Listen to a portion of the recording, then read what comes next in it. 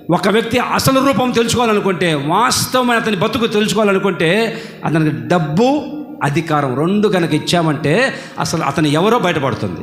డబ్బు లేనప్పుడేమో అన్నయ్య అక్కయ్య, డబ్బు ఉందనుకో bro, hello bro, hello sis అంట. ఏందమ్మా సిస్సు కుస్సో ఏంది అది? డబ్బు ఎక్కువైతే డబ్బు వచ్చేసరికి హలో సిస్ అంట. ఇదేందిరా కొత్త భాష? Hello bro, hello sis. డబ్బు లేనప్పుడు అన్నయ్య అక్కయ్య అని వచ్చిన వాళ్ళు, డబ్బు వచ్చేసరికి అధికారం హలో బ్రో, హలో సిస్, బాగున్నావా సిస్, అవరి సిస్. అధికారం వస్తే వాళ్ళ అసలు రంగు బయటపడుతుంది, డబ్బు ఉంటే వాళ్ళ అసలు రంగు బయటపడుతుంది. నేను అదే చెప్తున్నా పదే సంఘం వాళ్ళందరికీ. మేము యేసన్న గారిని చూసి నేర్చుకున్నాం. సంచి తగిలించుకొని కాళ్ళకు చెప్పులు లేకుండా ఊరు తిరిగిన వాడు యేసన్న గారు.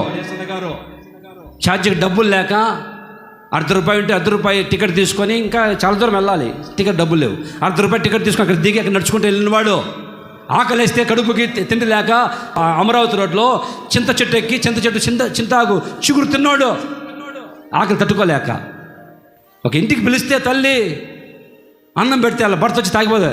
ఏంది దున్నపోతలో ఉంటే అన్నం పెట్టావు పో అని ముఖం మీద ఉమ్మేస్తే ఆ ఎంగిలి అన్నములో పడితే అట్లాగే దిగమేంకొని కన్నీళ్ళు ఖర్చుకుంటూ తినొచ్చినవాడు. ఒంటరిగా ప్రారంభించాడు ఈ హోసన్నా మినిస్ట్రీ. ఇప్పుడు 100,000 మంది సేవకులు, 1000 సంఘాలు. అయినంత మాత్రాన టిప్పు టాప్గా కోట వేసుకొని టిప్పు టాప్గా హాయ్ బ్రో అనలా. అందుకని చెప్తున్నా పదే విశ్వాసులారా, డబ్బు వచ్చేంత మాత్రం కన్ను మీద కనిపించి కళ్ళు నెత్తికి ఎక్కకూడదు. డబ్బు ఈరోజు ఉంటుంది, రేపు పోతుంది, చెప్పలేము. అధికారం ఉంటుంది, పోతుంది.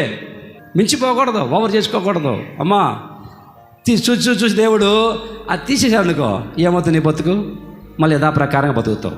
ఆ బతుకు రాగమనిపే, ఆ స్థితి రాగమనిపే బహు జాగ్రత్త పడి ఓవర్ యాక్షన్ చేయకుండా ఏమండి కాపాడుకోవాలి. హల్లెలూయా, దేవుని స్తోత్రం కలుగును గాక.